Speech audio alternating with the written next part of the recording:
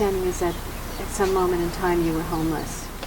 Yes, so a couple years back I had kind of a bad addiction, depression, and a lot of stuff going on. And I have a really supportive family, but they just couldn't deal with it, and that's how it is with a lot of families, it's just like part of, it's just an unfortunate thing that happens in society or the world, and yeah, it was, like I said, I was really excited when I found out about it because, it's like a constant up and down struggle that I've had, and I'm good with my family now, but in the past, just I was going through too much stuff, and it was just a really unfortunate situation. So I went through a lot of different programs, rehabs, county jails, and stuff like that. So I was constantly in and out of that, trying to get everything together in my life. What was the difference that this made for you? What changed? What was this about? Why did this help? This helped a lot because someone finally listened, and it wasn't like so much as a label as it is in society with different types of programs, like say rehabs kind of can give you, or even, I don't know, in my opinion, like AA and different sorts of help. This is just a straight up we help kids program. Wow. And do either of you want to speak to that? AHO is more appealing because there aren't any strings attached, and you have a lot of freedom to take care of yourself within the program. Other programs will give you a service that kind of lock you in, and for kids that's very intimidating because life is unexpected, especially if you're a homeless young adult, and you can't always. For example, at a shelter I had to stay at, I could stay for a week, but if I had to be gone a night, my week reservation was gone. And Zara allows us to take steps that have risk, because we can always go back to her, and that's great. Jenny, do you have anything you want to say? Yeah, I myself, I went homeless because I was living in Santa Rosa, and I've gotten out of the group home. And so I was raised in a group home system, and so when I left, I didn't really have all the skills, the life skills, that would help someone to live on their own and to be their own person. And so I usually use the metaphor of I had a house and I had the tools, but I wasn't taught how to use the tools to fix the house. So once the house is falling apart, then I didn't really know how to refix what I was falling into. And so that's when I called Laura Taylor from my old group home, and she got me contacted with Zara Babitsky. And that's what keeps me going. They are so amazing, so wise, so resilient, so open to changing their circumstances, and are giving back for the help that we provide, sharing their stories with other youth in films like this, letting youth know that we exist, and doing whatever they can with that age group.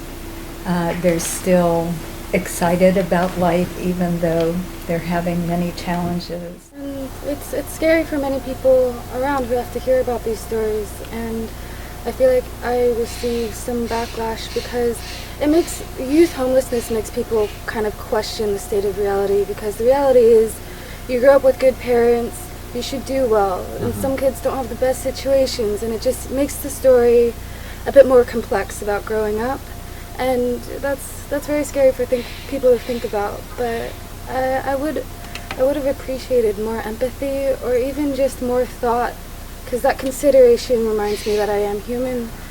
And yeah, a lot of people associate homelessness with not being human, and that's the number one thing we need. Well, a lot of people say, well, why don't you just get jobs?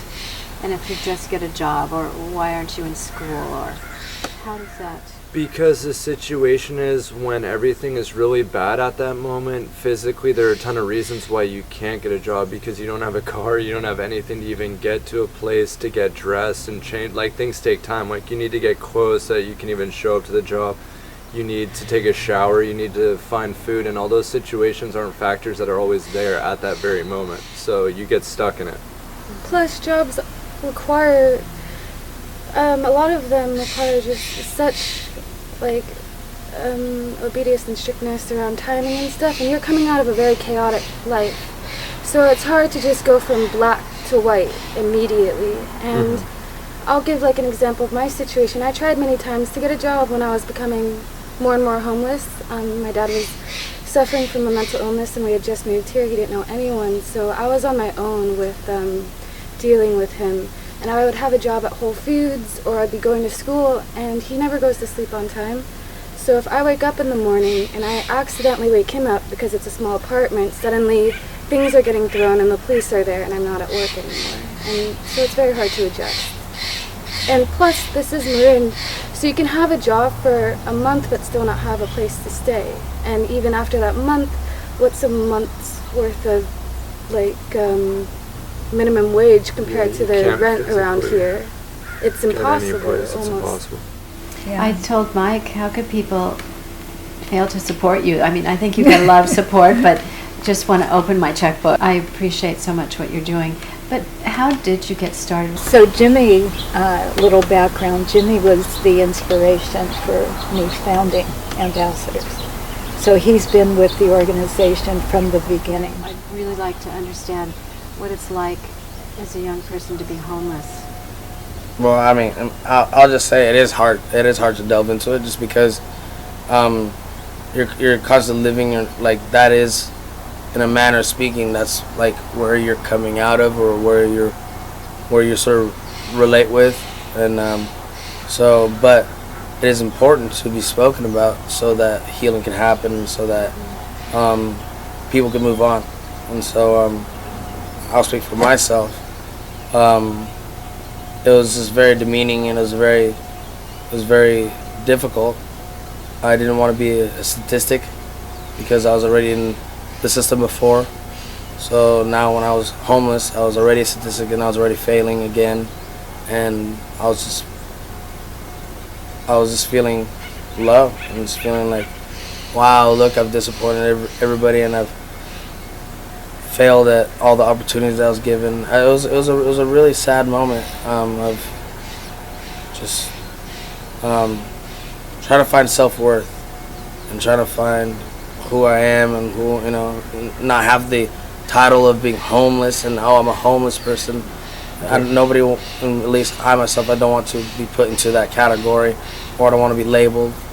And so it was just all very, very challenging, and you needed support. Zara was that support. AHO, Ambassadors of Hope and Opportunity, was that support. And I was just glad for being there. That's just sort of a little skimming the top of it. Yeah, thank you. I know that's hard, and I appreciate it. And either of you want to speak to that? I'll go quick. Yeah, there was a time when in between, Joe, where I was kicked out of a place and I was living in an abandoned house and I was couch surfing, and it just was really, really bad because problem, in my opinion, with homelessness, especially in a place like this, is that you make an effort. Obviously, as a kid, you're not going to want to be like, look, I look homeless. Like, no, you're going to do everything you can not to look homeless, and it's a hard subject to approach, extremely sensitive. Like, the best way I can think is just putting yourself in the shoes for a second of if you didn't have a place to live, like how that would feel. It sucks. With a lack of better words. And emotionally overwhelming, and you want to give up, and you're just grateful that you don't, and you keep moving. But that's, I don't know. It's scary. It's a crazy feeling. Very chaotic. Yeah, chaotic is a good way to put it. That there are more kids that are becoming homeless because the college tuitions are so expensive, and Yeah. I think it's a perfect storm. Yeah, I that's a good believe that point. there's many in life. One thing I've realized is that there's never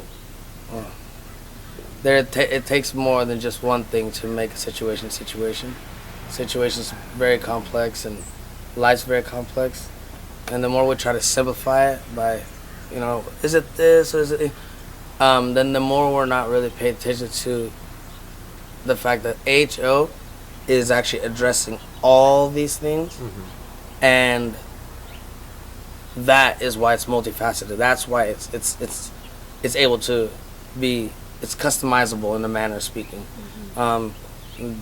so that